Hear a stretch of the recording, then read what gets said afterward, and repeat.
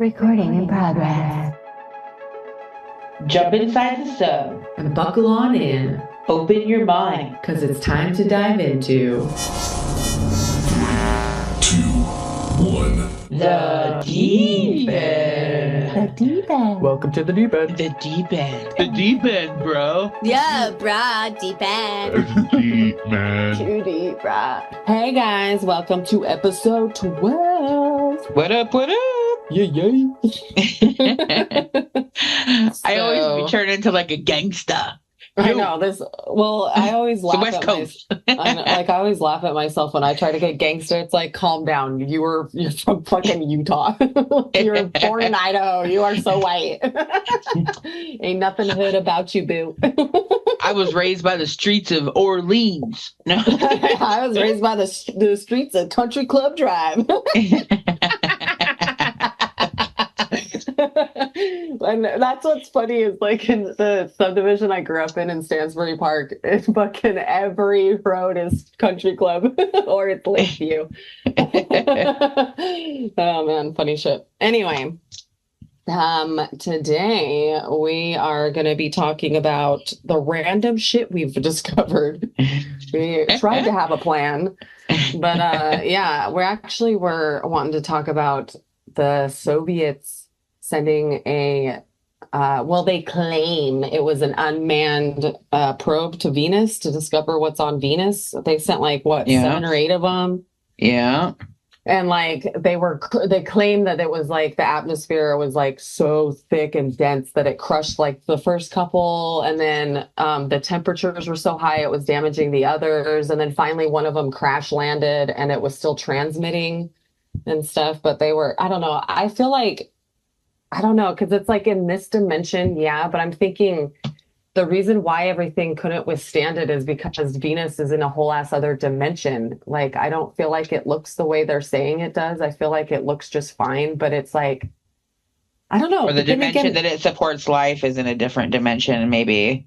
Or, yeah, but even then, like, if the temperatures are that high, I feel like, I don't know. I feel like even if it is that like that, perhaps the creatures and the beings they're born or they like incarnate in bodies that are attuned to that, I don't know. Yeah. Yeah. I'm listening to The Custodians by Dolores Cannon right now.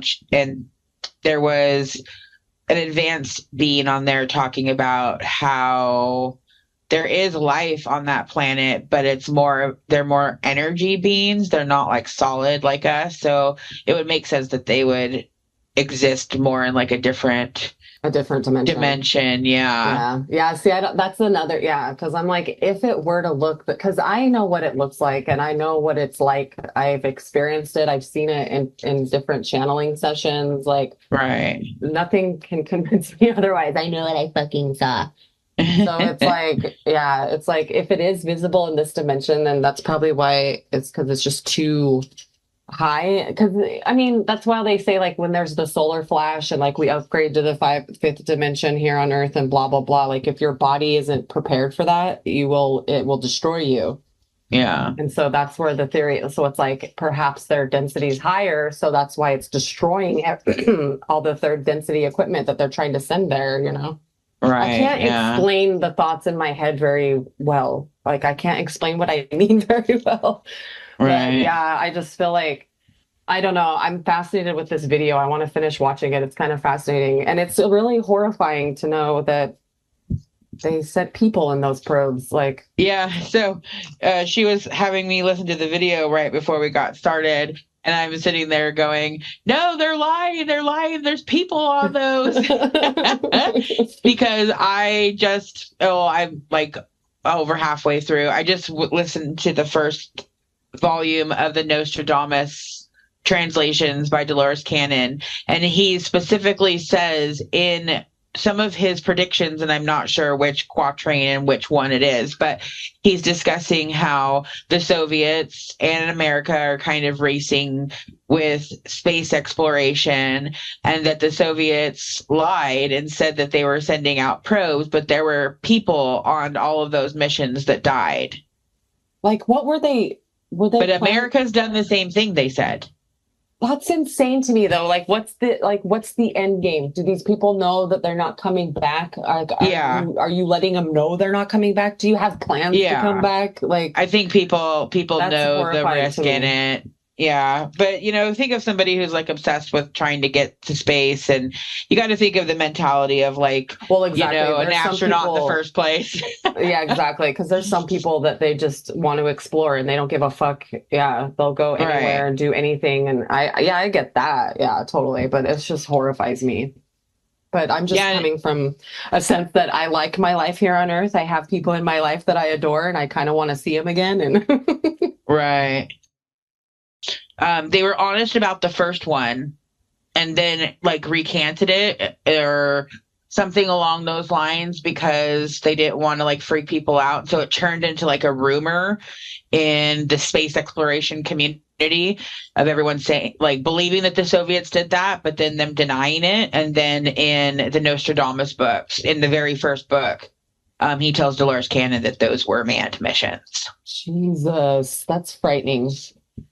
Like, oh my Yeah, God. it incorporates one of his predictions, but in the book, he tells you that he writes the predictions in a way that can be applied to 2 or 3 events in time because of the way our time goes. It's kind of like a spring or it's like cyclical spiral. So the way events happen on our planet because of the energy of the stars and the planets and the ebb and flow of things that you can see. Like, for instance, every time it spirals back around to this one point, then a similar event in history occurs. And so whenever he's I making have these theories predictions, on that too. Yeah. he can see that all 3 of them are linked together because they all hit this certain energetic point in this historical timeline. And so when he's standing back and looking at it, he can see how they all 3 or all, 2, like he uses the world wars as an example, and he talks about World War III and stuff as well, but talks about World War I, World War II, and then some other things that kind of happened along the same timeline. It's really fascinating. Yeah, because I've had theories about that too, like going through the past life stuff and like how you can energetically choose your life based off of what you're after. But Yeah. it's like, I feel like this, like it's all cyclical. Like there's because especially with astrology, the outer planet transits go a lot slower. Like Pluto takes like 250 years. Right. So it's like every 250 years, there's a Pluto cycle, right? America, for instance, is going through it went through its Pluto return a couple years ago. And I mean, that was like the first one was, or the natal one was the revolution. And then now it's like what's happening right now, and it's like I don't know, it's just the cycles of it all. Yeah. Like, right. because I don't know, like studying astrology and then the past life stuff and like all that in tandem. I've developed theories about that too. That's really cool that like it's in that book because it's starting to create like a picture and more of like a whole holistic understanding view of understanding of everything and how it's so much bigger, which it reminds me that my stupid piddly little bullshit and my little feelings getting hurt are like not as relevant as so much bigger. Like it puts things into perspective sometimes. God, I know. Yeah. Like seriously, because I think about that. So I was thinking about that last night. In fact, I was watching different thing. I was like trying to research stuff about Maldek, which by the way, the internet is fucking retarded. Yeah. Fucking like it's intentional. I'm pretty sure it's set out there to confuse everyone that starts looking for answers. It's really hard to find legit answers about Maldek. Like that video I sent you, the chick channeling Ra, like she said something that kind of struck me at the beginning. She was saying how it was just, I mean, it's basically like what's going on right now. There's a huge divide and like people think they're the right side. And I was like, yeah, but in my regression, I was told that like, my father was a benevolent leader and like, I don't know, like we were the good guys, and she even said that. She's like, both sides think that they're the good guys, but they're really just a society led by ego and greed and la la la. And I'm like, maybe we were. It's like, shit, I don't know, maybe, and so I like, because I don't know, I always listen. Well, that ended up being the reason for the destruction. It was good guys until they were infiltrated by the reptilians. The mind's polluted, yeah, because this one site was saying how a disease spread, and she was talking about greed and blah. But I'm like, well, if you want to call it that, but I don't know. It's really hard to find information about it. Like I found one site that talked about the reptilians being behind it, Well, and because it's also though, because a lot of people, in order to acknowledge that, you would have to understand that that literally is the playbook of the reptilians. exactly, They come like in, they go in and scrub the crossbreed, internet with they everything. yeah. Well, but also just like historically, like you can look at the Sorry. destruction of Maldek and see, they came in, they crossbreed, they put their genetic half and half people in places of power and then corrupt from the inside and take over. And it was, pretty textbook reptilian from what we know. Same thing that they did on Atlantis, the same thing that they've been doing in our local government, in our governments here, not local, all over the world. I don't know why I said local. Well, yeah, right. Right. But I've read last night, there's links with Lemuria too. Right. So and you were in am I saying that right? Lemuria. Everyone says it different. Yeah. I call it Lemuria because that's like I sound it out, but a lot of people say it different. So I don't know. But you have a past life there. Right. Fighting against invaders that were trying to come in and take over. Yeah. And so, and I was in Atlantis. We didn't ask if I did Lemuria, but I don't know. Like, I wonder, because I like that theory that you have about the karma and stuff, and I want to unpack that and like ask that kind of like I don't know. Yeah, that's interesting that you said you couldn't find anything online. Honestly, I haven't really looked.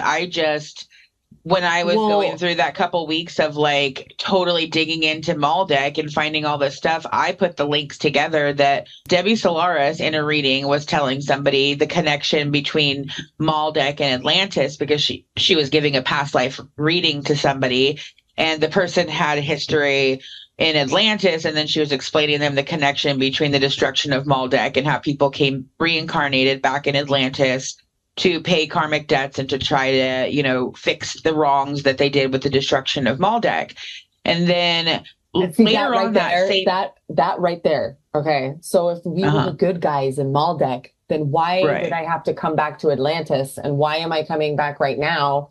I mean, obviously I'm here for like a multitude of reasons, not just that karma, you know what I mean? But like, right. But if that's it, so it's like, well, I thought but we asked about your karma from Atlantis. We asked about that, right? I don't think we did because I don't remember. If we did, I don't remember. I remember you saying that you weren't involved in any of the bad stuff, but you were there. Huh. Because like... We'll have to check. Yeah, because I don't know, my energy during COVID and all that shit, like the truthing and all that stuff, like trying to get people just to wake up to everything and the corruption. I don't know. It kind of, maybe, I don't know if that was my role in, because like the whole energy of it all, I could tell, like, I knew that it was an energy from a past life. Like there was something from a past life that was fueling me. Like this was ingrained in my soul. It wasn't just now in this life, Mm-hmm. And I always assumed I was part of a communist takeover. I was a casualty in a takeover, and I was like, I joke that I've had past lives in Russia because I could do like a hella good Russian accent, like a Soviet accent, And so I'm like, oh, it's because I was Russian in the past life, And so I fucking, I decided that I was a fucking victim of the Bolsheviks. I was a Bolshevik casualty and stuff, but I don't really know if that's true. I mean, we could ask in a session and stuff, but like I legit think it's deeper than that. I think it's dude, it's on a whole it's a reptilian takeover. Yeah, it's on a whole ass other planet. Right. And so, well, I think reptilians are behind like communism and even fascism, like both of the isms. Like they're behind both of them, It's just totalitarian bullshit, Yeah. And so I feel like that, but I don't know. I just kind of, there was just something ingrained in me that I don't know, that kind of took over. A lot of things I did, I have a lot of post-traumatic stress from that time. Yeah. It was... Yeah, that was a really awkward and weird time. I still I don't know. But the whole thing of it all, though, the whole moral of that story is a lot of my behavior I could tell was coming from something deeper than what was really going on, I Mhm. don't know. I'm still trying. I think it might be Maldek. Maybe it is communism, who Maybe we should fucking- put that on the Yeah. list. Exactly. Going on the list.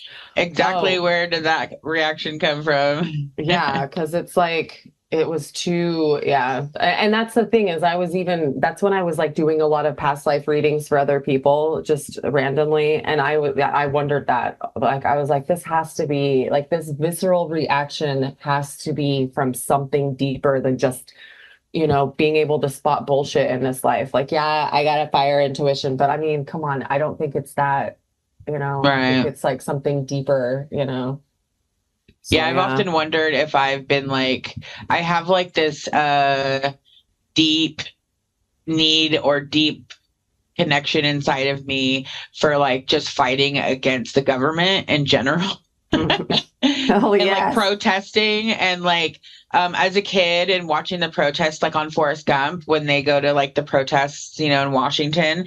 And I was like so fired up about that kind of stuff. Like, I don't know. I'm really curious to if I've been like a political activist protester like many times.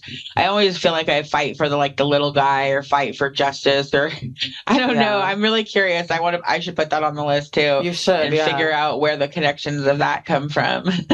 I know, that would be cool. I had put the connections together with Debbie Solaris. And then that same week, I was also reading or listening to The Convoluted Universe. And in the chapters about Atlantis, they explain that the people who were involved in the destruction of Atlantis that are reincarnating in America now to pay back the karma of the destruction of Atlantis.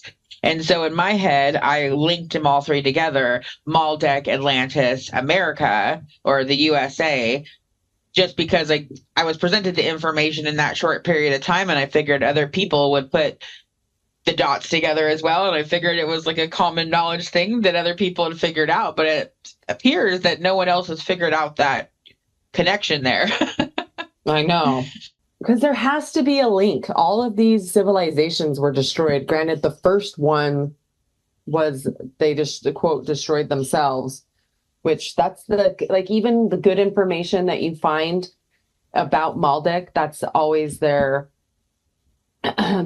conclusion is, oh, well, they destroyed themselves. Like, I don't, like, that's not what happened. Like, No, they were fighting. Infiltrated. Exactly. And it made it look as though that's what happened.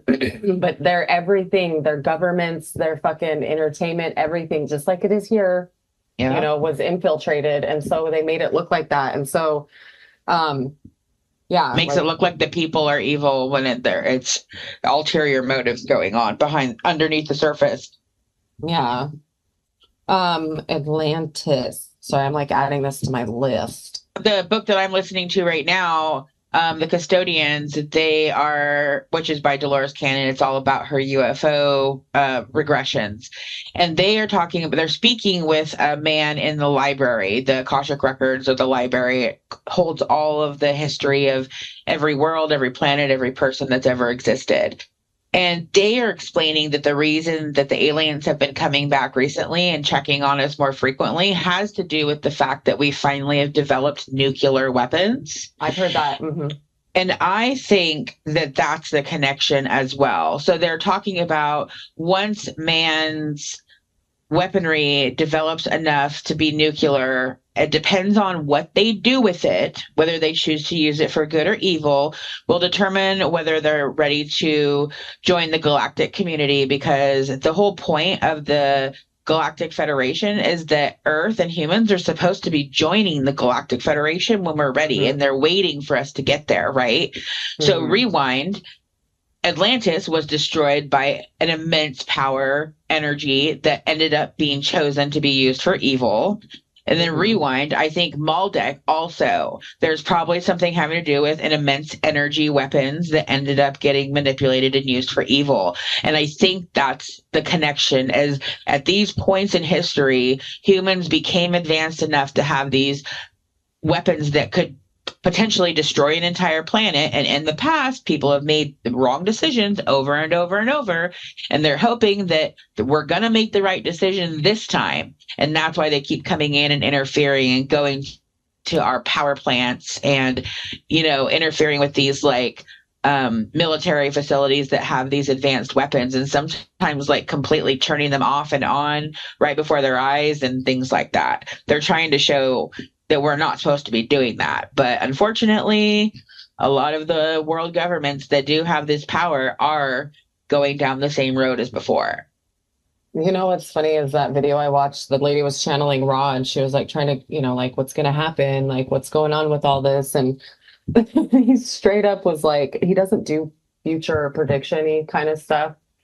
Mm-hmm. But one thing he said that cracked me up is he was like, you know what? He's like, honestly, he's like, you could destroy yourselves or you could not. The universe will continue on. And I'm like, oh shit. Because I think they're kind of fed up with us. This is like right. what, civilization number 5,300. Yeah. That we've destroyed. But that really hit me. I was like, damn. In the grand scheme of things, yes, it's like, I don't know, it's crazy because it's like going deeper into yourself and then you go deeper into like the planet and then deeper into the solar system and then the universe. And it's like, it kind of makes a lot of the shit you're going through seem a little insignificant when you think about it. Right. But at the same time, like the whole point of existence is to experience things. And so it's like, yeah, you can have a broad scope of what's going on, but you still need to focus on what's right in front of your nose, right. Too. So yeah. I know. I'm constantly reminding myself of that. Like my brain gets bigger and bigger and bigger. Mm-hmm. And then I'm like, okay, bring it back in. I'm here for this experience in this body. Yeah. Like that for a level of healing. I think that mindset is great. But then at the same time, it's like, you shouldn't. Yeah, if it gets to the point where you're trivializing your own this and everybody else's, it's like maybe you should reel it in. Yeah. But it is good in a sense that it's like, like some days when you're flipping out over something, and it's like, what, this really isn't in the grand scheme of things that it's serious. Easier to make your brain stop and not allow yourself to kind of run away with things, which is what I would easily do before. My brain would just like start spiraling on problems, Now it's like, okay, that's enough. It's not a big deal. Move on. I know, right? No, you don't bark at me. Yeah. So she was sitting over by the window by the office because I could hear her screaming, and I just came out here and she came running over to the door. She was like, I don't know, I think I need to take her to the beach. I've been spending a lot of time at the shop lately, and she's like, I can tell. Give me attention. Yeah, she just acts like she's such a good actress with crying and God, it just like my two dogs. She's probably like, Mom, I ain't acting. I am drama. Outside. Yeah. The two dogs I had the last 16 years were boys, and they did not do this kind of stuff. Oh, yeah. And she just like screams and like cries, and it just like breaks my heart. I can feel how she's feeling, and she has such big emotions. The other dogs, I didn't feel that. I mean, one of them kind of was the one that's already passed away, but I just like rips my heart out hearing her scream at the door like that. And I know all she wants is to be with me, but she's not really allowed in the house because she's kind of crazy. That's like my cat Winston. Like he knows that I hate it when he stands on my tummy, and I know he hates it when I pick him up. But yeah, we do it anyway to each other. Like we have a relationship built on spite, But like this fool comes up to me all the time and was just like gets in my face, like always tries to make me pet him and like won't just chill. Like Pixie will come down and just sit down and she chills. Like she's really her and I. Our relationship is built on respect. I know she hates to be picked up, and I won't pick her up. But at the same token, I know she has a Scorpio moon, so I have to tread lightly with her. I'm afraid of all Scorpio placements. But like fucking Winnie, like he always comes along and is like always bugging me all up in my shit, and I'm like, and I get so annoyed. But it's like, why are you so annoyed that this adorable kitten, or he's not a kitten anymore, but this adorable cat, it just loves you so much. Like, sorry to annoy you with my friendship. But I do it too. Like when he's laying in my spot, I'll always come up to him and like get all up in his face. And he's always like, Mom, go away. It's really funny. Yeah, I've been going out in the morning and spending time with her, but I've been so busy and I need to spend more time with her. I always feel so guilty. That's one of the reasons I don't really get pets. And something that kind of light bulbed for me the other day after our session, and I asked you about that vision I had where I was in a cage and you said I was like a breeding animal, and it makes complete sense because one of the reasons I don't like having pets is because I hate confinement. So I've had a tortoise, and I pretty much, I don't know, it got away because I kept putting it outside. So I felt bad that it was in a cage, and all the animals that I've had that I've kept in cages, I always feel so fucking guilty that I have a thing about that too, like birds in cages and shit. I can't stand it when I don't know, birds freak me out anyway, but like I went and fed this lady's birds for her while she was out of town, and they were all in this room in cages. Like her house smelled like a fucking pet store. Oh yeah, I hate that. Yeah. But I fucking hate, like, why do you own a bird and then keep it in a fucking cage? This thing flies. It's like with fish. I hate owning fish because it's like, I don't know. I hate confinement too. I hate it. Yeah. Or there's people, I know a lot of people that have cats that don't let them outside, and they only are allowed in their small apartment or their small house for their cat's entire life. And it just, anyways, I don't know. I'm just weird about. Was once a house cat, I'm telling you right now, some don't mind at all. They just, as long as you feed them, give them a soft place to lay. Like my cats are indoor only cats, but I have a larger house now. But like honestly, as long as you have like windows they could sit in and stuff. But I get you, like in a small apartment that is hard. I don't know. I have 2 curious cats, and I was reading online, like when you have curious cats, like those are the cats that get into trouble when they go outside. Oh, so I am like, all right. I've been wanting to get a cat, but I just cannot do Travis doesn't even like cat. Yeah.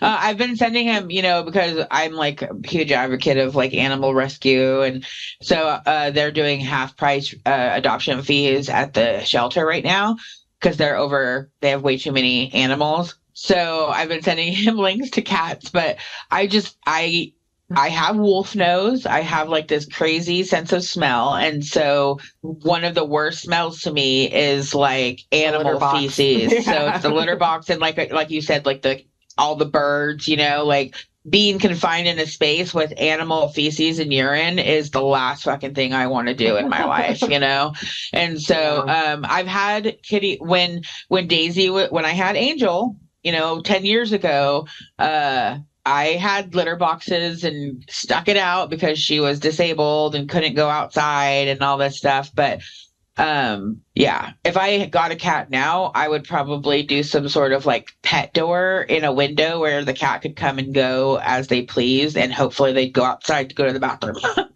Because when I was a kid, that's what all of our cats did.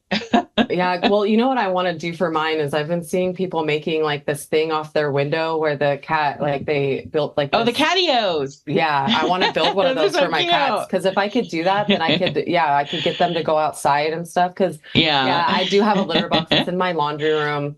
You just got to keep up with the cleaning. That's the secret with it. It's because sometimes it just gets ripe and you're like, okay.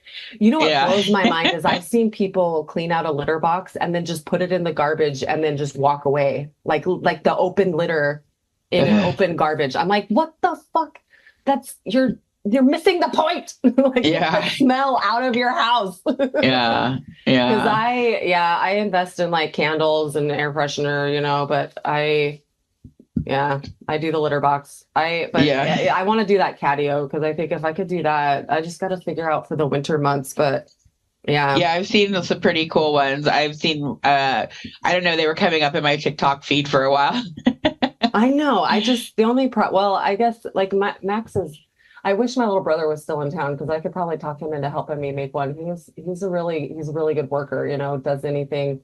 But my son, he's like obsessed with the chicken's coop. He wants to make them a better coop because they have this Jimmy rigged. Dude, have you seen the UFO chicken coop? That would be freaking sweet. It's like a flying saucer, and then like you have like a little the stairs to go up in. Yeah, that would be freaking sweet. Yeah. Because if we could build a cool chicken coop, then I could talk. Because I've shown Max those the catios, and he's like, "Wow, those are super cool." You know, so maybe we could build one. I would love to build them one off my room or something. Yeah. There was a PSA I wanted to make on the podcast about people. Like, I swear to God, there was this fucking post on Instagram, and there was this douchebag who apparently this person like touched on this guy's cognitive dissonance a little bit.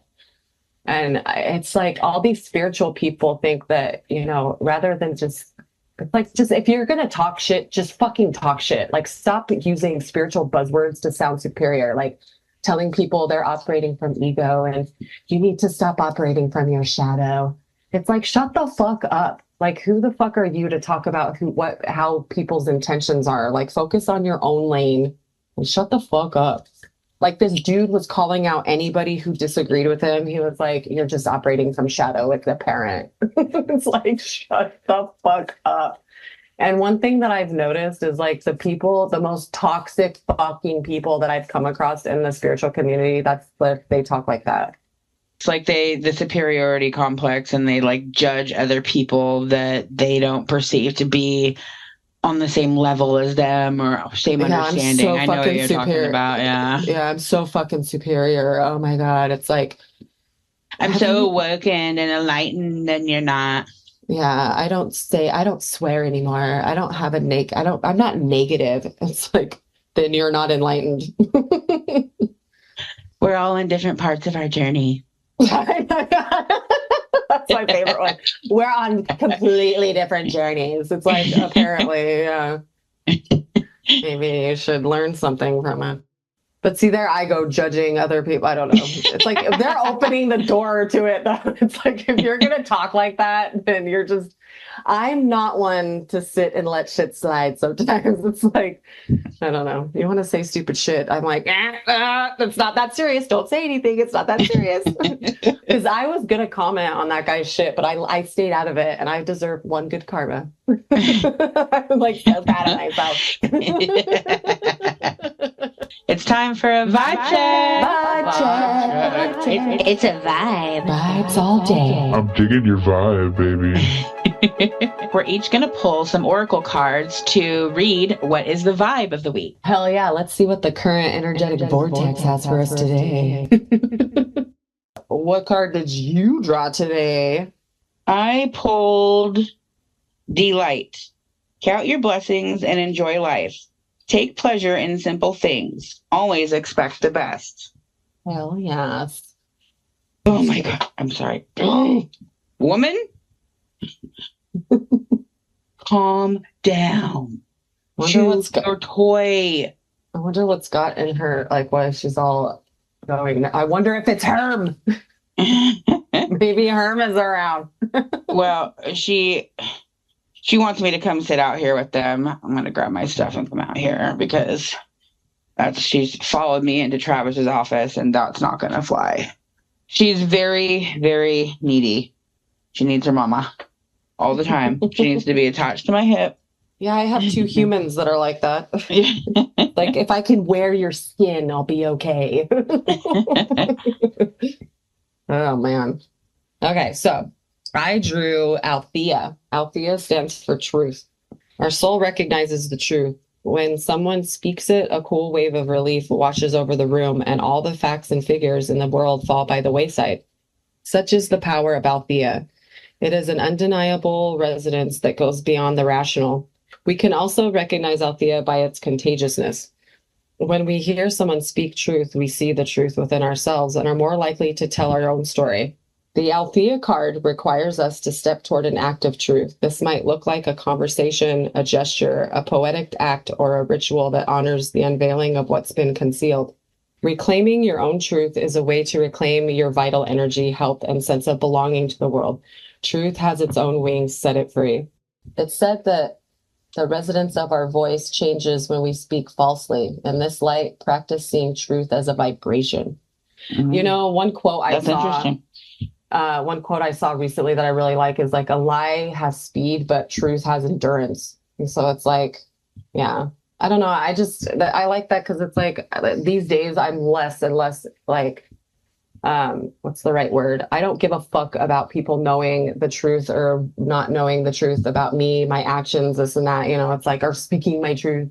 It's Right. like, I know my truth and I know how I behaved and what I said and like, blah, blah, blah, blah. But it's Right. like, if you want to believe that bullshit, like, that's fine with me, but I don't know. I just don't care anymore. So yeah, because it's like, Right. because it's true that the truth has endurance. The truth always comes out in the end. It always does. It's fucking, and I have never seen a more accurate description of that saying than when I got married. Because like I would get lied to about stuff, and then years later, me and him and his friends would sit around drinking, and the truth comes out, and it's Oh, like, yeah. you know what I mean? It's like, oh, really? Oh, okay. Uh-huh. Is that how it went down? It's like, It's like, nice to know. Thank you. And so in fact, it got to the point where I'm like, let's go drink with your friends. Right.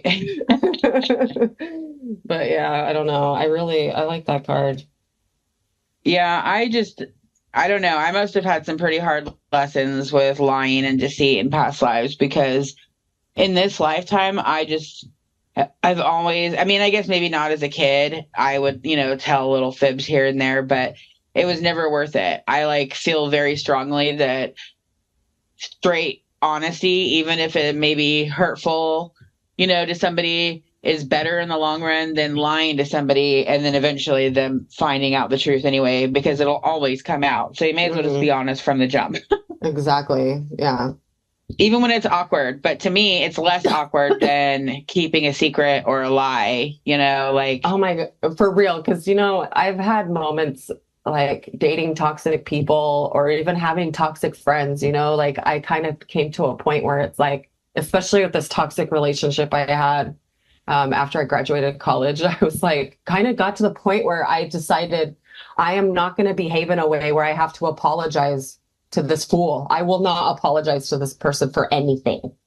So it's like I watched what I said. Obviously, I don't have to watch my actions. I don't, I'm not a shady person like that. But like, yeah, it got to the point where I'm like, I'm just not even going to do anything because I'm not going to apologize to this fucking person. Yeah. And so, yeah, if that means walking away from shit or people, I don't know. I'm too prideful to have to say I'm sorry. Well, it sounds like you're operating from ego. Probably my shadow doing all the talking. It is my ego. My ego's so big. Oh, man. During the recording last week, I had suggested to Stephanie that whenever we did our channeling session, that maybe we should go in with the command for our higher selves to show us the past life that is most linked with what is holding us back. So we did. We ended up going in with those commands, and I just was tired of operating for, like the underlying fear with everything I did, like all the channeling fear, all the fear with the podcast. Like I wanted to dive into my fears because there were pages in the records that I didn't want to turn to.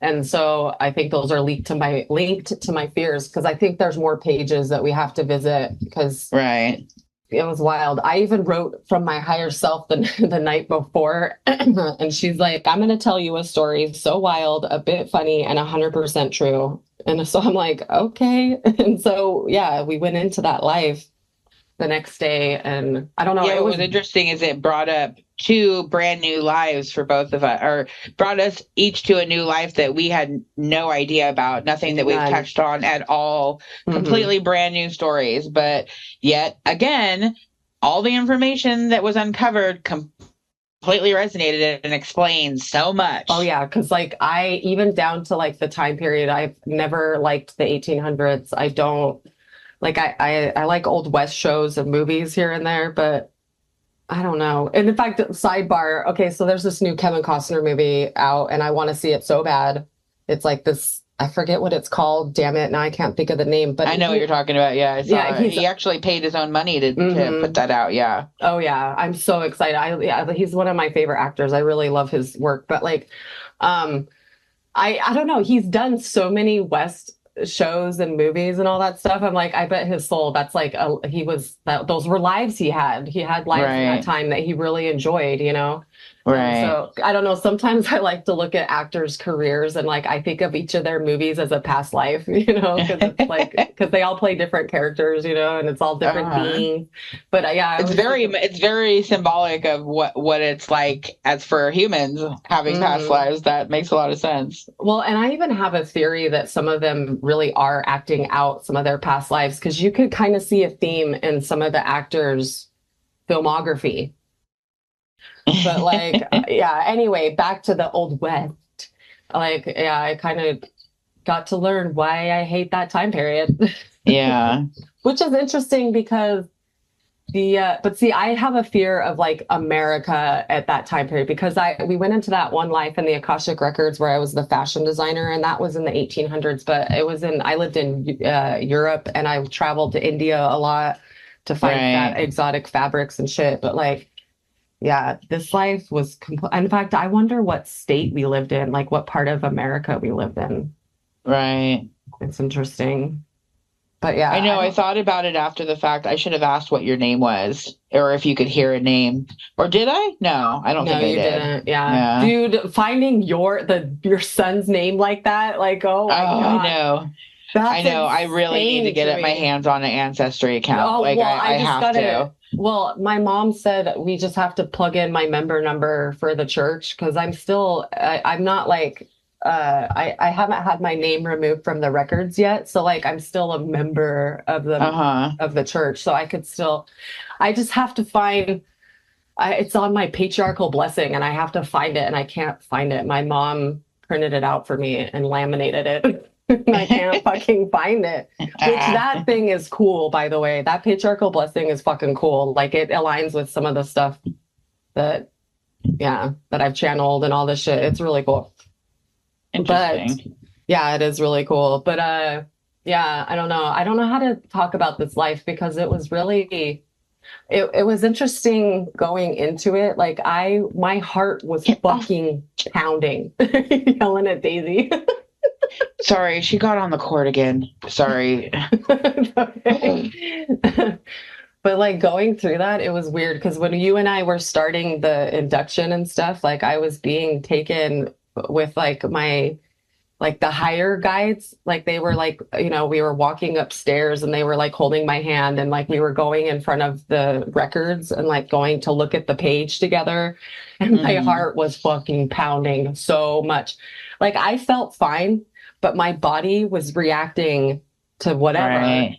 And then you have me go through the portal and I was just it was just like the most pounding. I don't know. It was crazy. And I opened up to trauma from your life and from mine. I opened up to traumatic scenes. And I'm like, oh, okay. But it was, yeah, I opened up to like my dad yelling at me and I was like a little girl, like a really little girl. And so I don't know. It also kind of puts into perspective when you yell at your children, like it's not, you got to chill out because it is really traumatizing just being that, because I feel like sometimes like, well, I don't hit him, so I'm fine. But it's like, yeah, but you still yell at him. And so you need to not do that. And so, but yeah, in fact, when you were finishing the induction audio, I thought it was my higher self, but it was my mom in that life. Like she came and shielded me and like picked me up. And the second she picked me up and took me into another room, like everything was calm. Like I laid on her chest and I was just completely calm. It was really cool.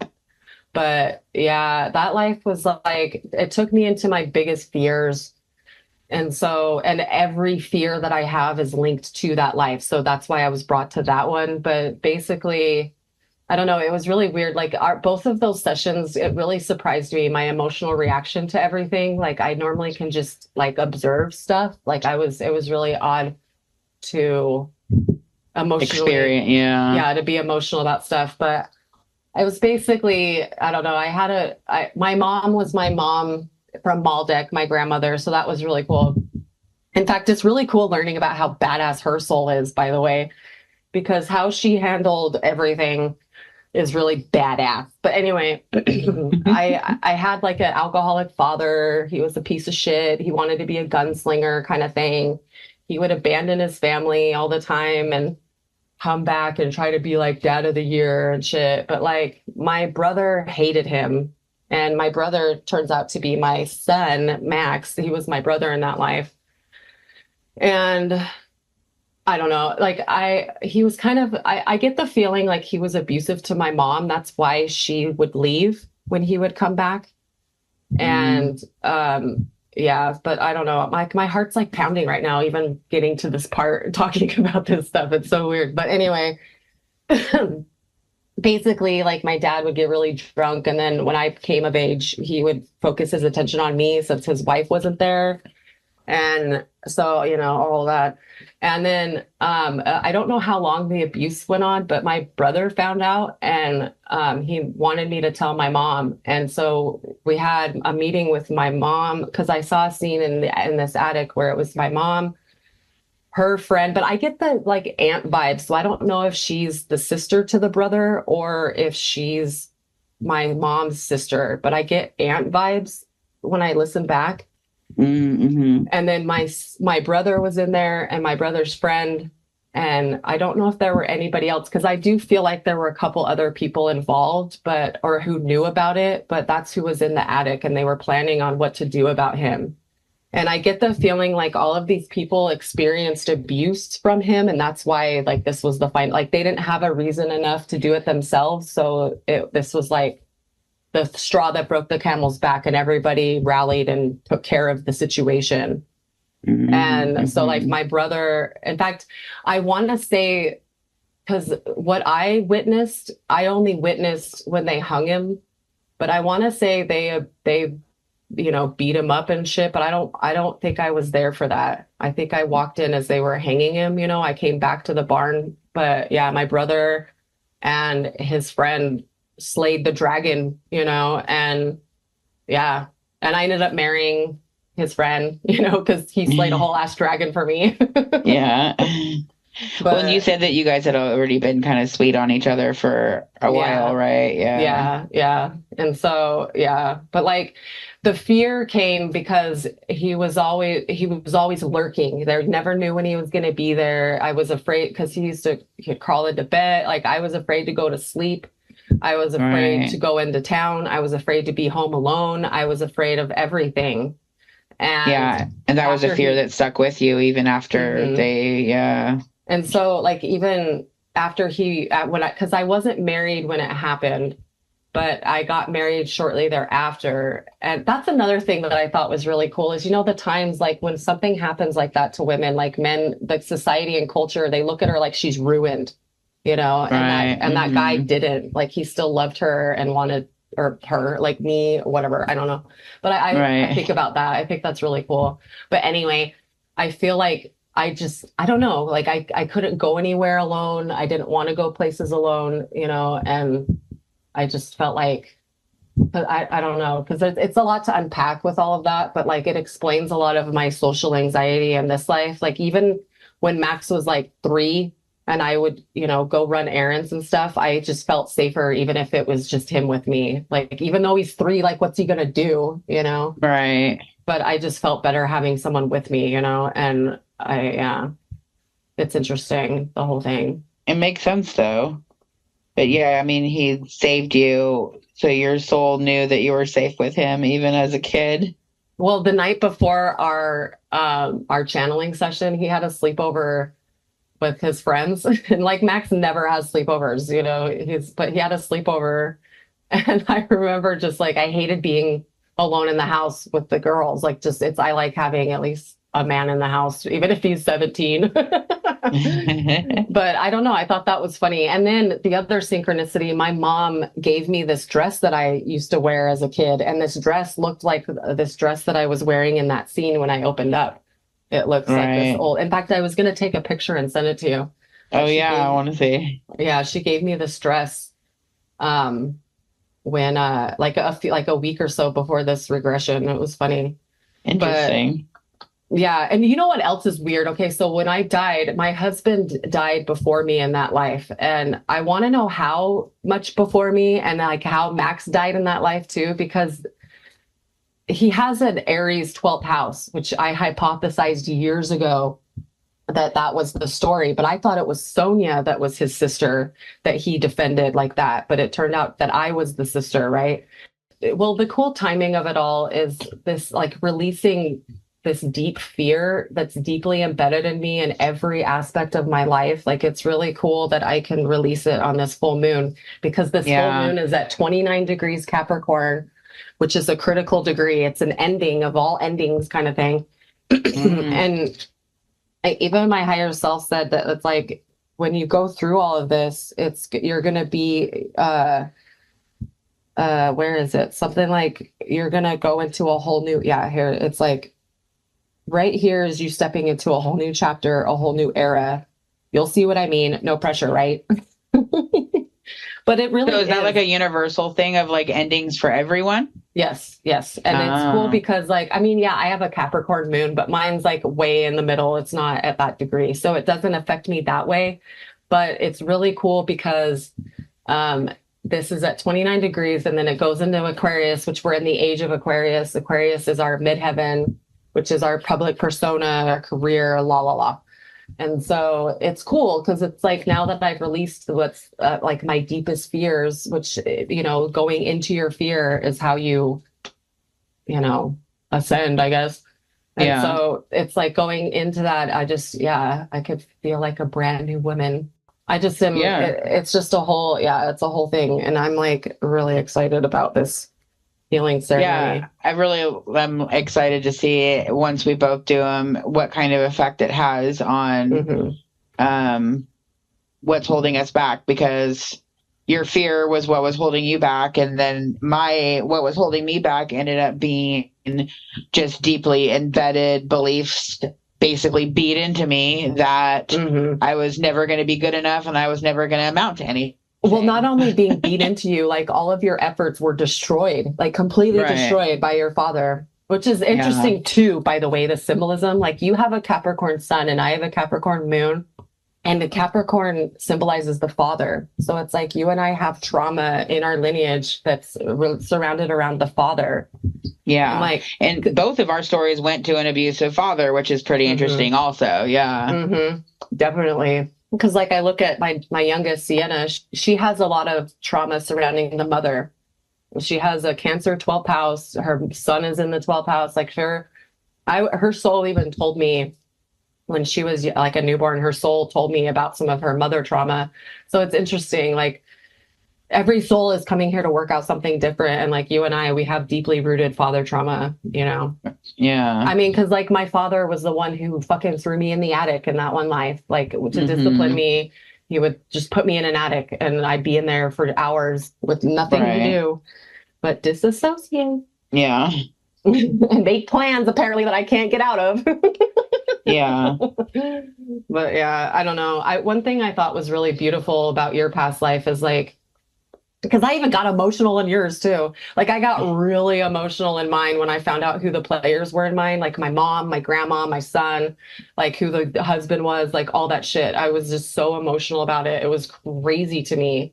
Mainly because I thought this story was my daughter's, because she has a Scorpio 12th house. So I assumed, well, I already know she has her own trauma she's bringing into this life. She's got to work out, la, la, la. But I thought it was my son who, defended her like that, And so it was just so wild, like learning the truth of that story. But like your story, what made me emotional is because you were so busy, go, go, go, go, go. Like you were so like this plane was your passion project. And it was your obsession. And I even got the vibe like it was this Howard Hughes like obsession with everything. Like it affected your marriage. Like your wife, she didn't leave you, but she left the hangar, because you lived in a loft above the hangar. And you never slept, because I want to say, because you were a mechanic at a mansion nearby or not, or for someone, I don't know, you worked at a mansion nearby.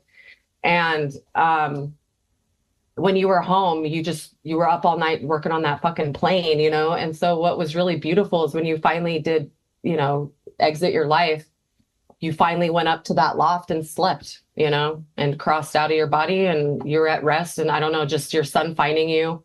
Or I wonder if it was even your grandson, because your son died in the 40s. So I don't know how long you lived, but your son died in the 40s. And so, but anyway, whoever found you, it was really emotional. I just thought it was really sweet because because I don't know, maybe I was in their perspective But you were finally at rest and it was really sweet. I want to know, you got to meditate and find out who they were, because I have a theory about who they are. Yeah, I was trying the other day, but I don't think I was a little bit too distracted. I need to actually I've been noticing lately in my meditations, my brain has been kind of going a little wild lately and I'm having a hard time quieting it, which means I probably need to do it more often, make more time for it. I know. I go and meditate and I just sit there in silence. I'm like, okay, talk to me. Okay. What are we doing? I do that and I clear everything and then my thoughts start creeping in or I'll follow certain things down rabbit holes and then I'm like, okay, stop. And like try to come back. But yeah, so just to give everyone like an overall story. So I regressed to a past life where I also had an abusive father that essentially ended up murdering the rest of my family. And I woke up in the hospital finding all of this out and kind of went on the run to get as far away from there as I could. They were talking about putting you in a boys' home and you were like, fuck that. Yeah. And I'd always been obsessed with airplanes, and which is so funny because I've been thinking about going and applying at the local airport lately, trying to get like a little part-time job. So it's pretty funny that I've been having that pull. It makes me wonder if actually I should go do that. Maybe that was shown to me for a reason,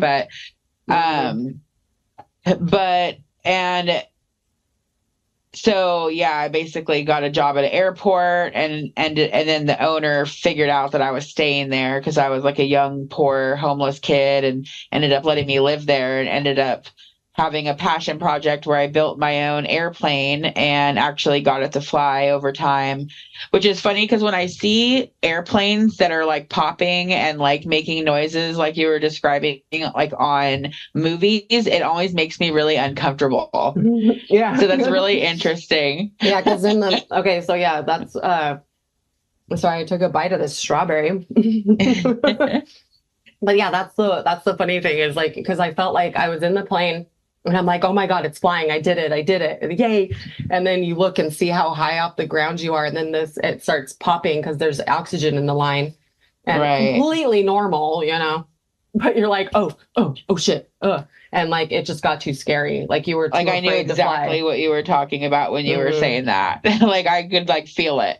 And then at the end of your life on your last day, you were reminiscing a day, which is interesting. I don't know why we didn't open up to that when we were in the middle of the regression, but you were remembering the day that you crashed and almost died. And that's when like you really stopped flying during the day. Like you only flew at night.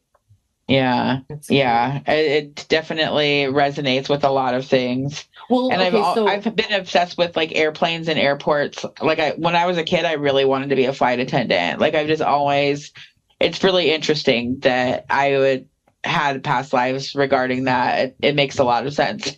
No, I love that because that's the thing is like, because we say this all the time, we always, I had no idea what to expect with either of our lives. Like I assumed my biggest fear, why I'm afraid of channeling is like, maybe I was like abducted by something in a past life where it was a space life where something crazy and extreme, and not even close, and like even yours, I thought maybe yours would have something to do with aliens or like, because you're kind of scared to talk to your alien, and I find that so fucking amusing. Just like, I don't know, just the way that the soul experiences trauma and the way the soul processes trauma and how they hold on to it, Crazy.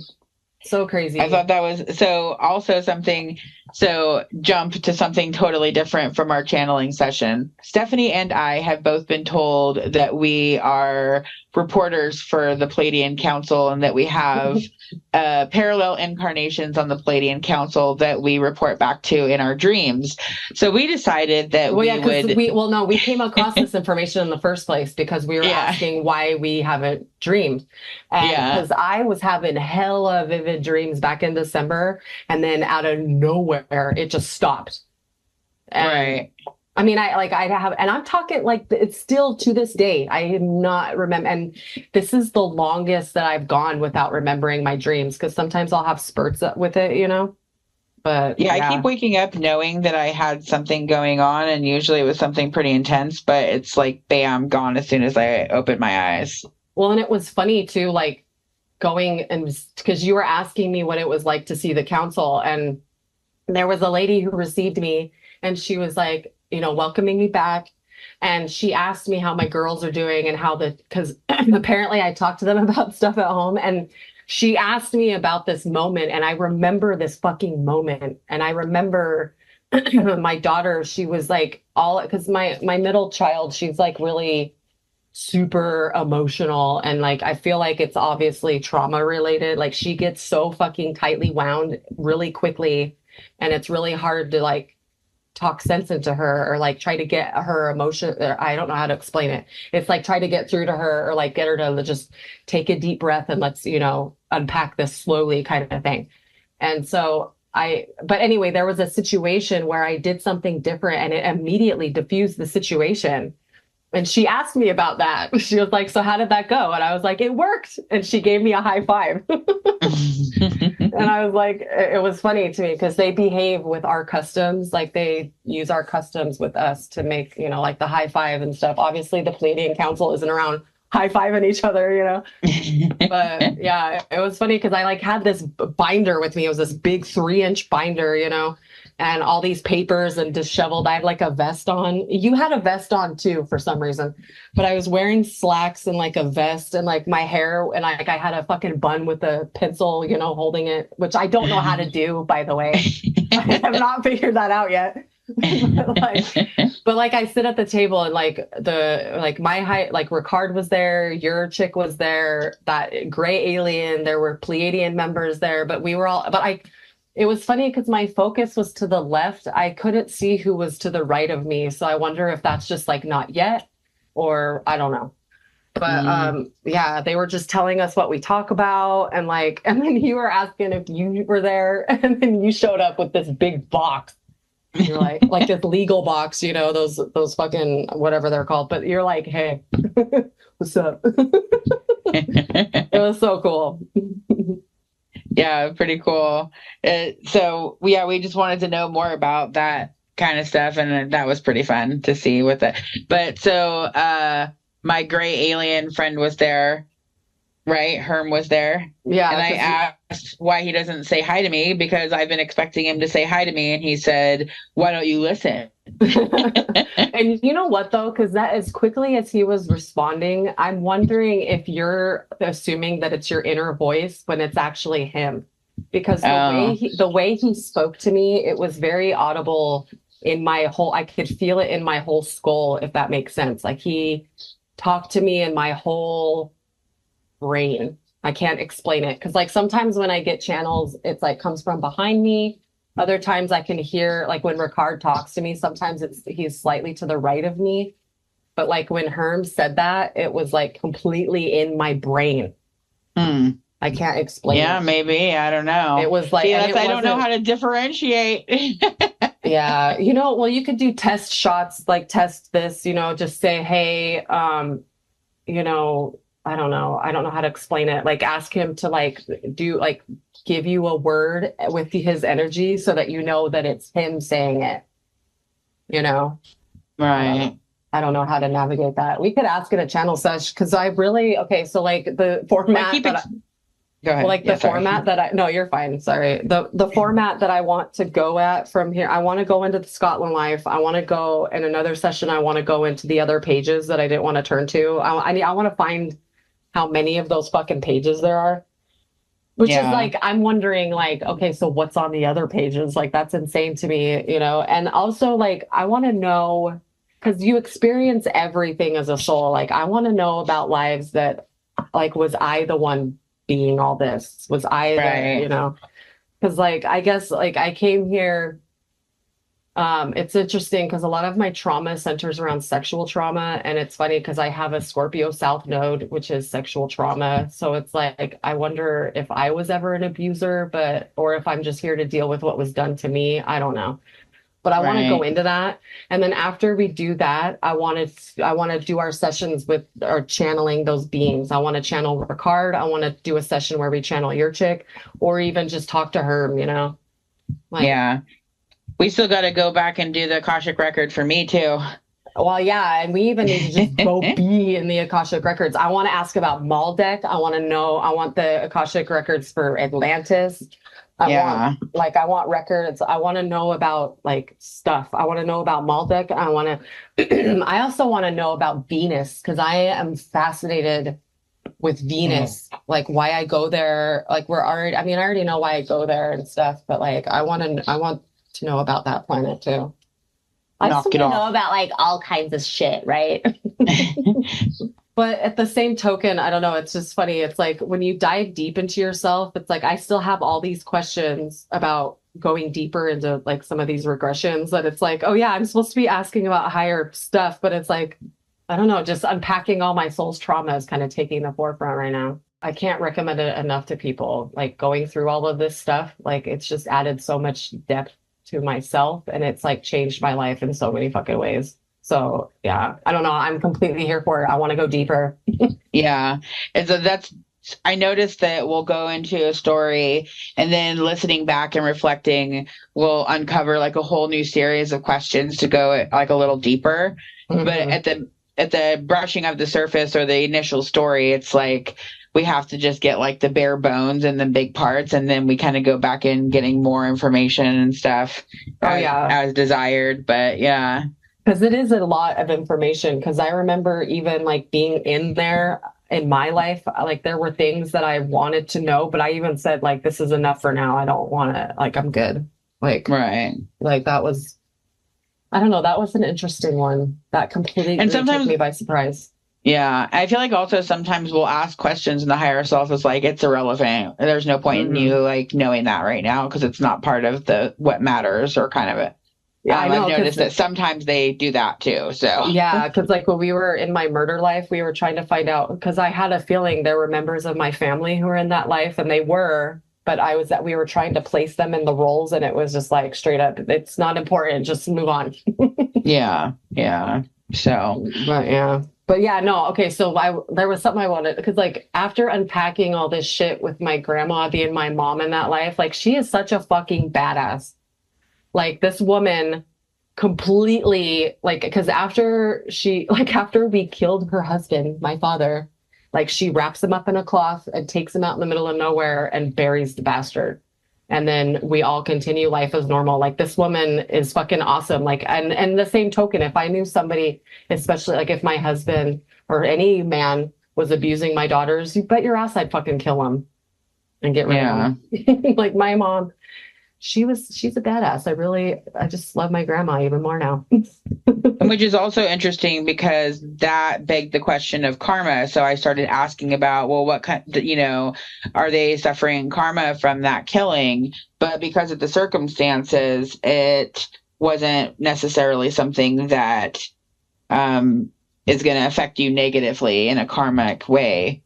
Yeah. Well, that's another thing is, because I wonder, like kind of karma, because I also wonder, because when you engage in violent activity, sometimes that's how it like end someone's life. That's how your life is ended. So I wonder if the husband and my brother in that life, because it's the Wild West, like if they had a violent end or if they had a peaceful ending. And, which another thing, a sidebar, when I exited that life, I didn't question it looking at it, but like my husband came and picked me up in our favorite car, and that's like not in the 1800s, like I feel like that life was smack dab in the middle of the 1800s. And so I'm like, because he came and picked me up in our favorite car and I ran, and jumped to him, you know what I mean, and took off. And I'm like, when I listen back, I'm like, wait a minute, what the fuck? So I kind of want to ask about that too. I don't know. But anyway, it's like, but I don't know. I just feel like, like what's the karma for all the players involved with that? Because I don't know if it's my own karma, but I know what that did to me. Like, made me incredibly awkward and like, I don't know. This is like treading into deep territory that I don't really want to talk about. I mean, just like if you had to suffer any karma because of the involvement of killing the abusive father. Yeah. Who knows? Like all I know is I have like, I was just given intimacy issues. I'm weird at Yeah. intimacy. Yeah. Which But makes sense. I mean, especially if your soul has memories of that kind of stuff. I've yeah, often 'cause- been curious though about how that works, you know, whenever you kill someone to protect another person and how yeah. the karma works with taking a life in self-defense, or I mean, it Or like essentially putting it an was animal self-defense, down. but Like, did they come not in the along to moment. put? Yeah. Yeah. Was it all Right. fated? Yeah. We should Right. ask. We definitely should. Well, I did. I put it on my list. I want to know what their karma is for that. And like, I've actually asked for in other sessions too about how karma works with taking life in self-defense versus out of rage, out of, you know, all the reasons that people have justifications for taking another's life and how that plays into karma. And I've received some interesting answers that basically had said it depends on the person and how it affected you. So if you felt really guilty from it, then you have a lot more karma. But if you enjoy it or feel like happy or safe because of it, then you don't have as much karma. But then that led me to the question of like serial killers that enjoy it, you know, and things like that. And so I would totally like to dig deeper on that because I've just brushed the surface with other sessions, you know. But I'm really interested in the self-defense ones. If it's on a soul level, if you enjoyed it, like then a serial killer who comes out of their life and finally feels remorse for what they did, maybe that's, you know, they didn't actually enjoy it. You know what I mean? Right. But who knows? Because that's another thing is like karma isn't like what people make it out to be. Like it's not a punishment. Like you could have good karma, you could have bad karma. Karma is just physics. What energy you put out, it comes back to you. Yeah. And I feel like a lot of karma that you go through is self-imposed. Like it's your soul trying to correct things, correct an imbalance of energy, you know, and because in that raw channeling, it's like when you go through your planning, or not your planning, but when you're done with your life, it's like you could choose to go back and go through the wheel again or move on to the next level of existence. And so, but I think that's what he was saying when you're done with Earth, when you've graduated Earth school, you can finally decide if you want to go back through again or if you could go on to the next phase of existence. But I feel like who imposes the karma? Like who is in charge of the karmic laws and debts, you know? Generally, it's my understanding it's yourself, but it's your higher soul. So if you know you did this specific thing and caused harm to others, then your soul generally will choose to go back and understand it from a different perspective. And you want to understand it from all perspectives. That's kind true. Of a thing. Yeah. Because that's really what it's all about, is for the experience. When the life I was murdered, I wanted to understand the depth of relationships, because I was born into a really good family. My parents loved each other. They were very devoted to each other. And so I experienced, you know, that and thought I found that in my husband, and I didn't. It was the exact opposite. And I just, at the end of the day, or at the end of the life, it was basically just for the experience, you know. Yeah. And granted, I think some of my violent karma was paid off in that life because I had a life where I was in the mob and I was really dark. And so I chose to experience that kind of violence so that I can understand, you know, the fear that I put in others and all that shit. Yeah. Yeah, which makes sense. But I mean, that's literally the entire purpose of our existence and life. The reason that souls take human bodies is to experience. And a lot of people, you know, I've seen a lot of these reincarnation groups. I'm never going to reincarnate again. Why on earth would I ever choose such I would never choose this. Oh, boo-hoo. And it's no, I mean, a lot of it is self-imposed misery of your way of thinking in this life. And then, you came here because you wanted to experience certain things for a certain reason. Your higher self has a reason. And book a session with me and your higher self will tell you why. No, exactly. But it's there's true. always It's a reason. So true. It is true. I mean, You're every time we get into a session, your higher self will tell you exactly why. Yeah. It's like, you're not a victim. You're here to experience things to help you grow. Like you can't grow from happy sunshine, rainbows, and unicorns all the time. Like if that were the case, I would just live out my entire existence on Venus Okay. Yeah. 'Cause And they say that the other the more challenging your life, the more, the more difficult things are, the higher usually you ascend. Well, and also too is the more that you stack your life with that, the more you're clearing karma. Like, oh, how did she say it? Dolores said it so eloquently, and I loved it. Also, like people who have lives that aren't as challenging. Like, I mean, I struggled as a single mother. That was really fucking challenging, but I wasn't raped in this life. You know what I mean? I wasn't Right. stalked and like all that shit. You know what I mean? But like, I had a relatively easy life this time around so that I can go into the dark and unpack it all and not, yeah. Because I feel like some people aren't here to heal. They're not. They're here to collect the karma so that they can, because it's like the cycle of learning something. So clearly the people who are going through shit in this life that's traumatizing it's the beginning of a cycle or the middle point of a cycle where you're learning the other side of it, or you're just Right. wanting, you know what I mean? So it's like some of those people, these are their trauma lives where they, and then they'll unpack it another life or whatever. So it's like, I don't know. That's just the way I feel about like people who are so resistant to it, it's because it's just they're not trying to do that this time around. Whereas me, this time around, I stacked my life in a way that I can deal with the trauma, and deal with all that shit, and I'm also at an age and maturity level. Well, the maturity level is debatable, but I'm at an age and somewhat maturity level to deal with it and to keep, because it's like all these stories, I find them so fucking fascinating and I just want more. I want to know more. I want to know the good, the bad, all of it. I want to know everything.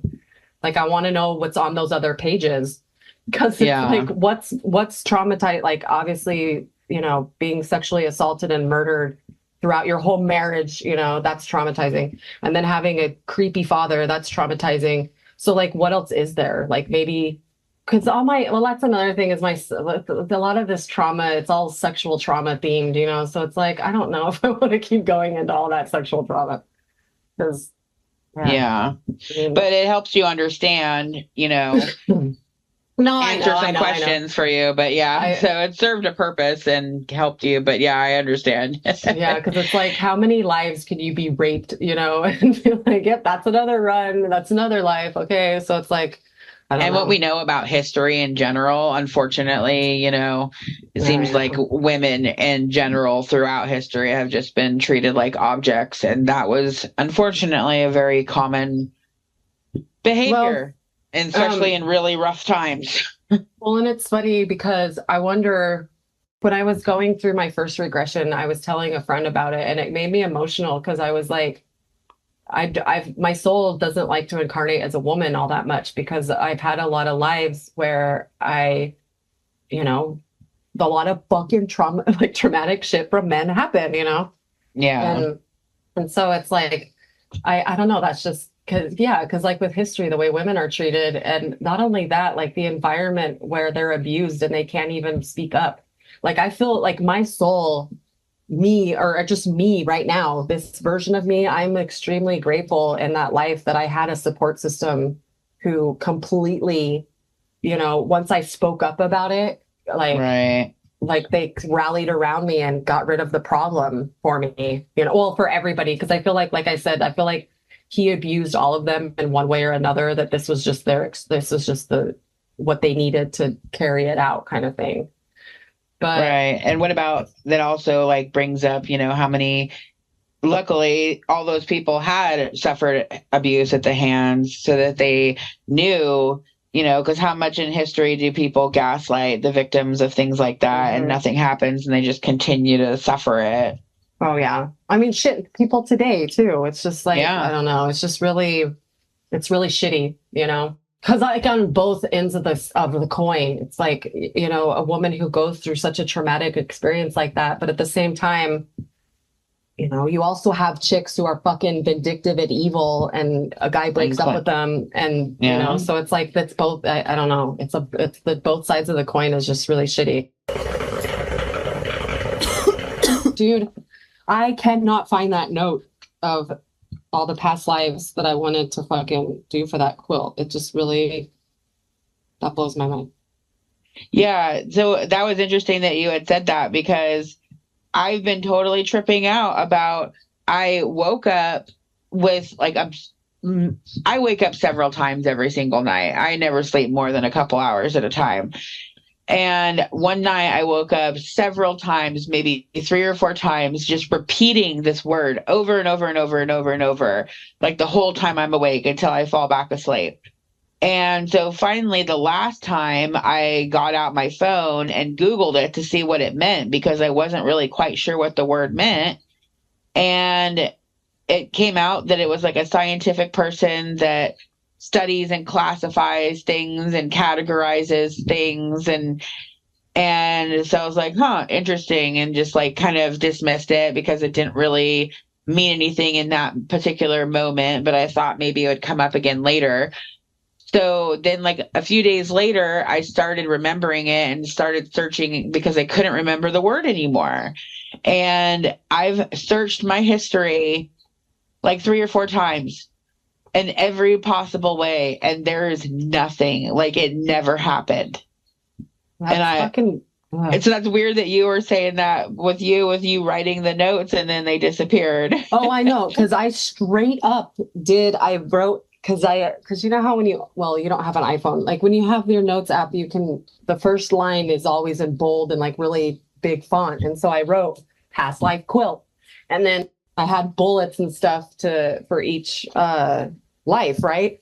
I go in because I wanted to add one that I forgot, and it's nowhere. It's not in the deleted ones. It's no fucking where. Like it never existed. And if you just back out of making notes, does it automatically save? Oh yeah. Yeah, because that's what my app does too. So there's no way you could have like wrote it all and just accidentally backed out because that's not how it works. Exactly. Because to delete it, you have to push a button at the top and then go to the option because there's all these other options. And now sitting here, I found like my old fucking cloud notes that was on my old phone of like old poetry that I wrote back when, like after Chad died and I was in college and shit. I had a lot of dark poetry, but I had this list. We have this list of things that we say that's like when we're high that like just fucked up words, And yeah, you were telling me about that. I found the list and now I can't fucking find it. Aww. Like I can't find any of those. And I'm like, what the fuck? Like I was going through the list and fucking cracking up. It was so fucking hilarious. And now I can't find any of it right now. And it's really fucking pissing me off. Like what is going on? Because then it begs the question, okay, because Dolores says like if you have stuff like that where it's like you did something or you have something, you know what I mean, or whatever, and then you go to find it and it's gone. It's because that happened in another dimension where it existed. So I'm like, well, fuck, what dimension am I in right now? Is it a good one? Is it a bad one? Like, can I flip back? Am I forward? Am I? So yeah. Yeah, I mean, I know that we've been having some major solar flares, and I know that solar flares are directly associated with timeline jumping and stuff. So that would be interesting to put it on the list. I know this is really pissing me. So I think I talked a little bit last week about how my newest obsession is wanting to connect with people who have lost time due to possible alien encounters or alien abductions. And I had a past life regression client this last weekend, the end of last week, who did have an encounter, and it was really interesting. We discovered some pretty interesting things happened from her subconscious that she didn't remember in her conscious memory. But once we were able to get in and speak with her higher self, they explained what happened. And she did have an encounter, but she never left her room. They just came in and did a little checkup on her, and then left. But during the regression, she was able to describe the saucer that they came in. It had blue and white lights and floated slightly above the ground. But it didn't make any noise. She only saw the lights. And then they kind of came in her house and put her to sleep, made her feel like how your leg feels when you're going to sleep, and then actually put her to sleep. But her subconscious told us that they were basically doing a checkup, like a doctor checkup on her, and just inspecting some things that they had placed in her body, and then they left. And I'm right now reading The Custodians by Dolores Cannon, and I never read this until after the session, but it sounds like that's a pretty common occurrence. Basically, most of the alien abductions or alien encounters are basically just a doctor checkup. And they know that because our society has us set up to be afraid of them, they try to do it so it won't be as harmful to our day-to-day life. And that's why they put you to sleep or try to do it and remove the memories, or sometimes they put screen memories in, so where you'll remember actually having an encounter with an animal, a strange encounter, say in the woods, with an animal coming up to you and speaking to you. And what actually happened is that you were abducted in that moment, and then had a screen memory implanted in for various reasons. And one of the animals that's most commonly used is an owl, but oftentimes they do use other animals, and they explain in The Custodians the mechanism behind they have to distract you instantaneously in order to get in to your memory, basically to get in and do the inspection that they need to do, or the exam. And so they'll use an animal or something to distract you just slightly enough to where they can alter your perception for a short period of time and then change the memory. Kind of a thing. It's really fascinating. Yeah. It's funny you say owl, because like, I don't know, I have a thing with owls and the symbolism of that. Because my mom, before I joined the military, or not joined, before I left for the military, my mom was talking about how like 2 or 3 nights in a row, she kept noticing this owl outside of her window. So, and that was around the time my grandma came to me in a dream and introduced me to that guy that I named Michael. Interesting. And, like it's all, there's like some symbolism in my past that I really want to, I don't know, it fascinates me. I want to unpack it a little bit. It's interesting. Yeah, I've been learning a lot about implants as well, and the different implants that they'll use and how they appear in your body. And I actually have like a place on my body that is uncanny to the description of one of the ladies in the book.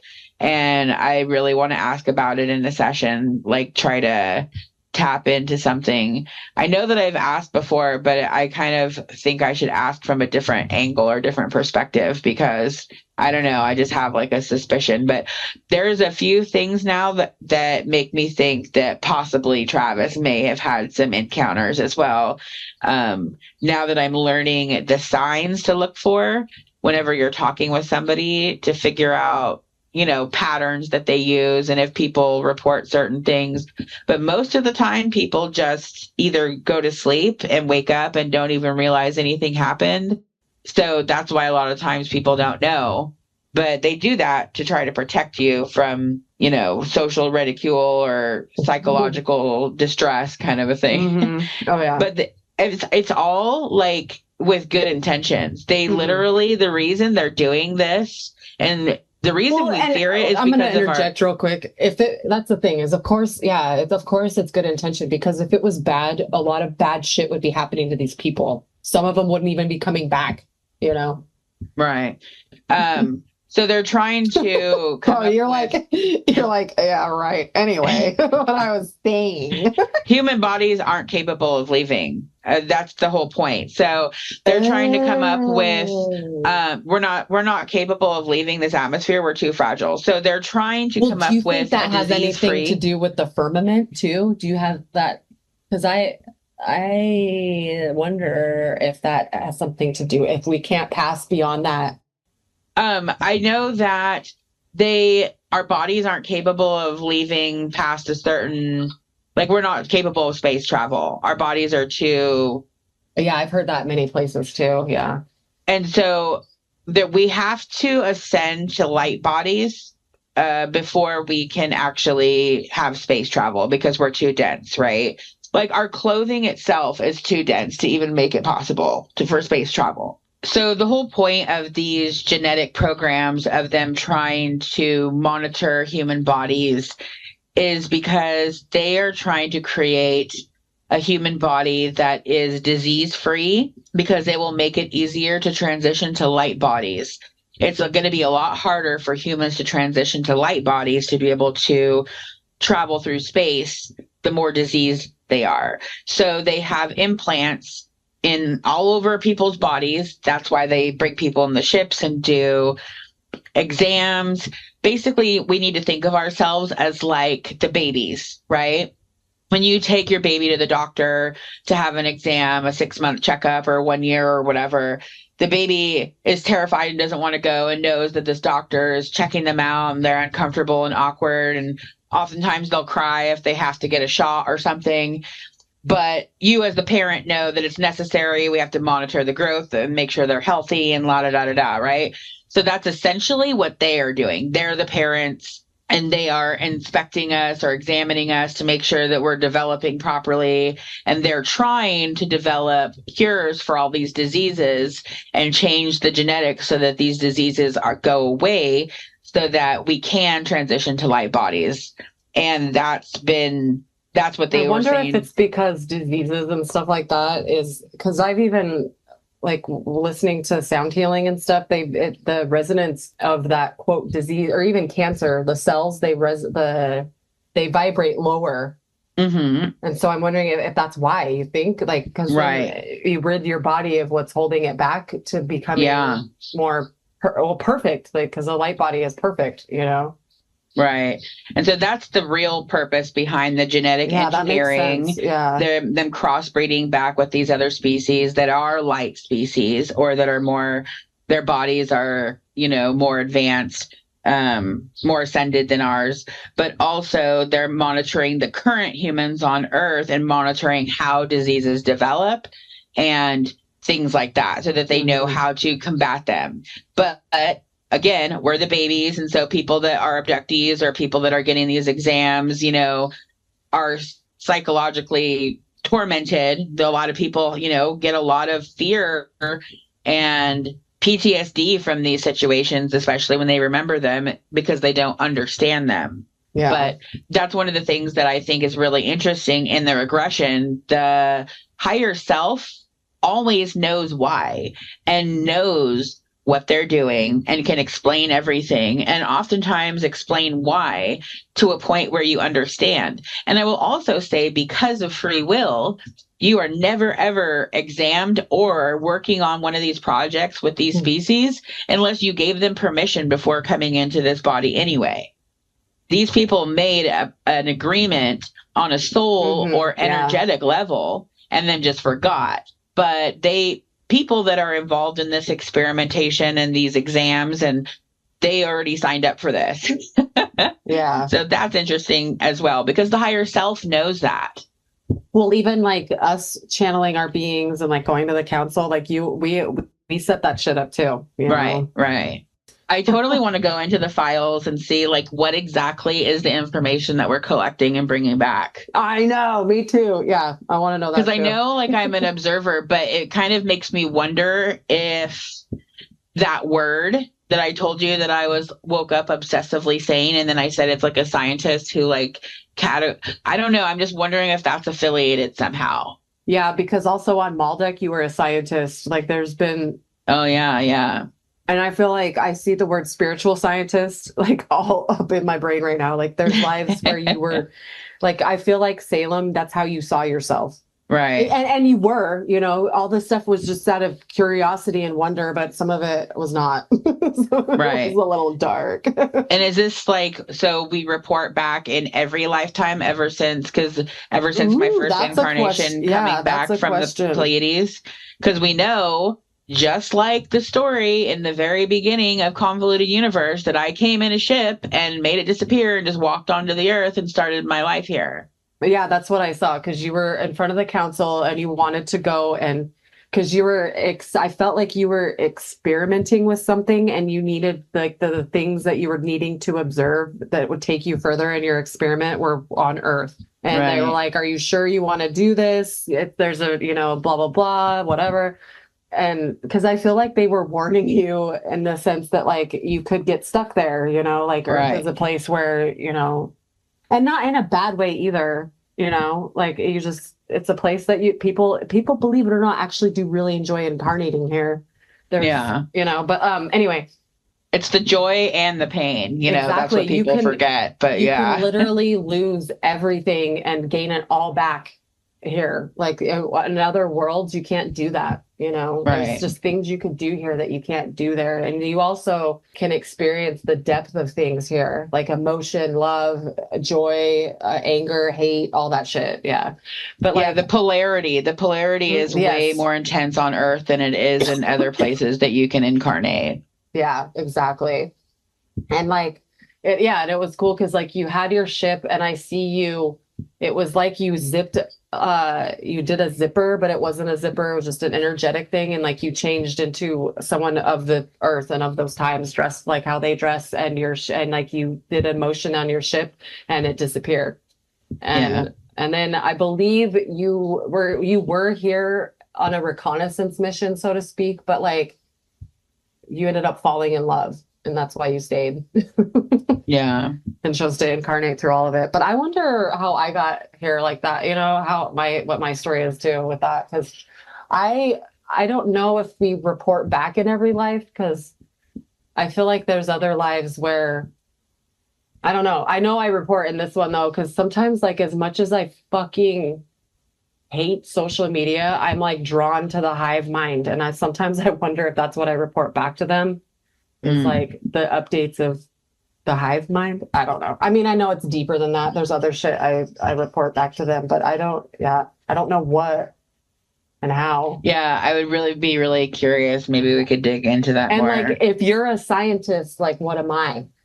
Right.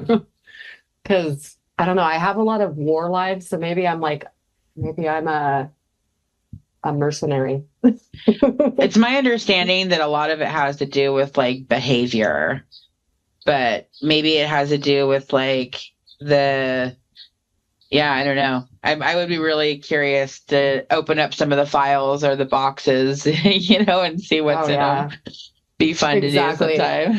Because what's funny too is I could tell that diving into that fear life is working because I'm going to be doing my ceremony in a couple of days. Before trying to channel all this higher shit, it scared the shit out of me. I think the reason why it scared me is I feel like I have to come up with this information on my own. Like if I don't, then there won't be any information. And that's what's funny is in that session, my higher self is like, do you really think you're coming up with all these stories? like, I think it's cute, but you're not.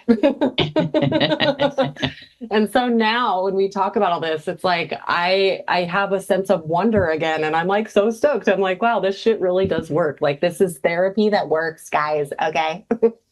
Cause now I enjoy channeling again. And and I'm excited about it, and it's like all I wanted. Yeah, that's all I wanted going into that. Yeah. Yeah, people don't quite understand, there's so much fear behind it. And we have to constantly reiterate, like your higher self always has your best interest at heart. They will never show you something until you are ready for it, and they only are going to show you things that are going to help you. And, sometimes it might be kind of scary feeling in the moment, but it's going to give you such a greater understanding and so much relief once you get through it that your higher self knows that it's worth it and knows that you can do it. And that's why they show you these things. Exactly. And your higher self tailors your healing according to what you can handle, what you can process, how you handle and process things. Like it's a very beautiful thing. Because it's all divine timing. Mm-hmm. Yeah, exactly. The divine timing. Because that's another thing is like the divine timing of hearing about this story versus the first story I heard. Right. And even unpacking the trauma in phases. Like I didn't unpack this trauma first. I unpacked it, after that life. And then who knows the next, pages that are dark and all that shit, it's like the divine timing indeed. Yeah. Right. It's amazing. It's pretty wild. It's pretty cool. It's an amazing journey for sure. It is. That's so cool because like the beginning of the year, I think about that and I like read my journal entries from the beginning of the year and just how much has changed and how much I've changed. And like, it's been so fucking cool. Yeah. Because, you know, like I was saying in a couple episodes back, like I had these past life spreads, right? And so I could read everybody else's past life, but it's really hard to read my own. So I was like, I'm just going to try to see what I get, you know, in these lives. And it seemed like I was unpacking all these lives that I was a fucking douchebag. And so I went into this regression thinking, yeah, I have a checkered past. I'm a shitty person. Or I've done shitty things and la, la, la. And it's like everything that I've been shown is like the opposite of that. Right. Granted, I'm sure I was a shitty person in past lives and I've done shitty things, you know, like I'm aware of shitty things that I have done, but like, I don't know. It's just like your higher self awakens you to your light, you know, and what all the cool things about you and all the things you've experienced and done. Like I was so fucking excited to hear that I was a dancer because that's all I've ever wanted to be in this life is a dancer. And I just love that, you know. And I've said this a million times, but like how much art means to me and color and shit, like it's just really cool. Yeah, I need to make it a regular thing where I ask in every single lifetime if you can hear your name and try to get names and see. Oh my God, with your son's name? Because I was like, I heard Ricky, but then I heard the name Albert really strong. Albert was really tall and the A was really tall and it was like Albert. But I was like, I don't know, write both of those down. And then I heard Gustafson, but I heard it like in Grumpy Old Men when he's like, the name's Gustafson. And then you found a guy named Albert Richard Gustafson. Yeah. And the timing works out perfect. Yeah, it fits perfectly for the time period that we were in. I'm like, holy fucking shit. And then, so his dad is Sven. So we gotta look up Sven. We'll have to see. So I was looking up Sven Gustafson, and the only things I kept finding was someone in Norway, Sweden. I think maybe Sweden. And I found a lot of information from somebody, but it just kept on saying Sweden. And then I found one that was like really recent, somewhere in the Midwest. But that's one of the reasons why I think if we can get into ancestry, then we could probably, if we follow the Albert tree line, because I know that Sven is listed as being the father. There might be, you know, news articles or like anything, you know, death records, anything like that with him. Well, then I got an oddly specific date that he died because I saw you celebrating the 4th of July with your family at the hangar and he went upstairs and So I'm like, so Sven Gustafson, date of death, July 4th of July. Some year. Yeah. I know that was insane. Yeah. But and then when we were in the records, we confirmed the year that I died of that in that dancer life too. That was cool. Yeah. At the same time. Mm-hmm. Oh yeah. Like I knew what year you were going to say before you even said it because I heard it too. I know. It's so crazy. Which is, you know, I think a lot of times I really need to try to do my own past life regression sometime soon because I really want to see if I can do it now or not, because it's kind of one of those things. It's like the longer I wait, it's becoming like this big thing in my head, you know, and I don't want it to be. It's something I've struggled with forever. And I try to do stuff on my own, but then I get kind of lost, and I don't know. I really need to try to do it with the whole point of having the person guide you through it is because you need like the anchor. And I've heard Bashar talk about this a lot, that in order to really get the proper answers, that you need someone to pull them through you so that you can be the channel, because it is inhibiting to be the asker and the receiver. It is. It's hard. Mm-hmm. And so he says a lot. I've saw lots of videos that he has suggested to people to find someone that they trust to be the anchor to pull the answers out of you. And then the more you do it, then you'll start to see what it feels like. And then you can do it more on your own, kind of a thing. So It's been a while, No, that is though, true. since I've tried is- it with someone else. Well, that is true because there's times now in meditation that I will ask questions and I'll go through a similar process to get the answer. And yeah, but it is deeper when it's someone. Yeah. I mean, Yeah.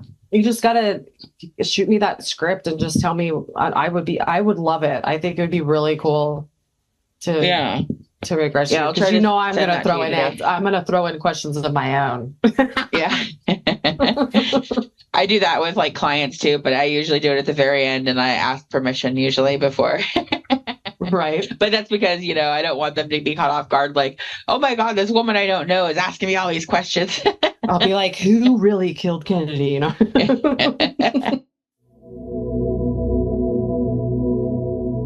We also wanted to let you guys know that if you have any questions about what we talk about, if there's anything that you want to know about the universe, email us at the deependpodcast2024@gmail.com. Yeah, Yay! totally. We'll do our best to answer your questions and it'll be fun. Well, that's all the time we have for today. Thanks for tuning in, listening to our podcast, and following us into the depths of the subconscious and the unknown. Into the depths of your soul. Come find me and book a reading on www.mutablemystic.com. Find me on Facebook at Mutable Mystic. You can find me on Instagram at mutable_mystic. Also, if you'd like to check out any of my music, you can find me on SoundCloud /stay STE_music. And you can find me on TikTok, YouTube, Instagram, and Facebook under Quantum Healing with Steph Green, and book your own past life regression session, or you can send me a message on Facebook and we can talk about what you have in mind. And don't forget to like, follow, and share the Deep End Podcast on Facebook, TikTok, YouTube, and Instagram. Thanks for tuning in today. Hell, we can bend your mind next time. Always remember to ground your feet in the dirt and enjoy life with those gratitude glasses on. Catch us on the Deep End. The deep end. Welcome to the Deep End. The Deep End. The deep end, bro. Yeah, bruh, deep end. Deep, man. Deep